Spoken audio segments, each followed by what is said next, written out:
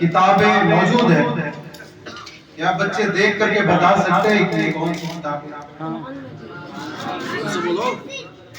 ہمارے دائرے ہاتھ میں کون سی کتاب ہے؟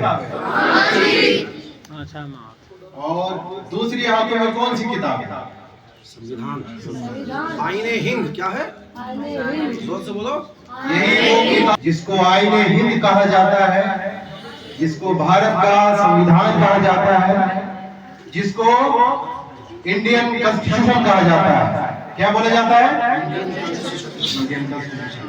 اسی کتاب کے ملنے کے موقع پر 26 جنوری 1950 منایا جاتا ہے. سمجھ میں آ گئی؟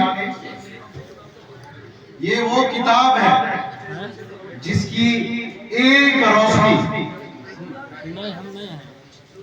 اور اس کی ایک آیت، اس کتاب کی پوری اگر دھارا دیکھ لیا جائے، سیکشن دیکھ لیا جائے، اگر قرآن کی نظر سے بولا جائے تو اس کا ایک سورہ، مطلب ایک سیکشن، ایک دھارا برابری نہیں کر سکتی. یہ خوبی اس کتابوں میں. ایک وکیل ہونے کے ناطے ہم لوگوں کے ہاتھوں میں ہمیشہ کتابیں ہوتی ہیں، قانون کی کتابیں ہوتی ہیں. لیکن جب میں اس کی مطالعہ کرتا ہوں تو مجھے سمجھ میں آتا ہے کہ اس کی ایک الفاظ کا، اس کا ایک لائن کا تفسیر میں کرتے کرتے تھک جاؤں، مگر اس کا تفسیر میں پورا نہیں کر سکتا.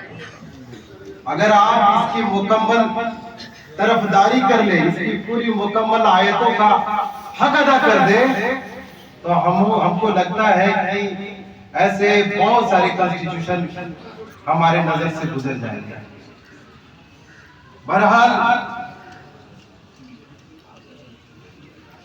کچھ قرآن کی جب ریسرچ میں کر رہا تھا اور سموِدھان کو ریسرچ کر رہا تھا، یہ کتاب کو ریسرچ کر رہا تھا، تو کچھ آیتیں مجھے ایسی ملی جس میں یہ بات محسوس ہوا کہ آلریڈی یہ تو قرآن میں ذکر کیا جا چکا ہے. جس میں سورہ النساء کی آیت 135، سورہ النساء کی آیت نمبر 135. نیائے مطلب جسٹس، انصاف، پورا دڑ رہو، اٹل رہو، اللہ کے لیے گواہی دیتے رہو. تو کورٹ کچہری میں ہم لوگ اکثر دیکھا کرتے ہیں کہ گواہی ہوتا ہے، تو یہی وہی گواہی قرآن کی روشنی سے ہم کو ملتا ہے.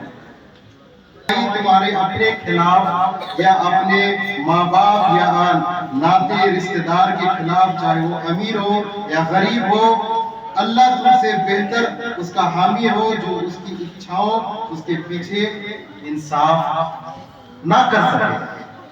ایک قرآن کی آیت ہے.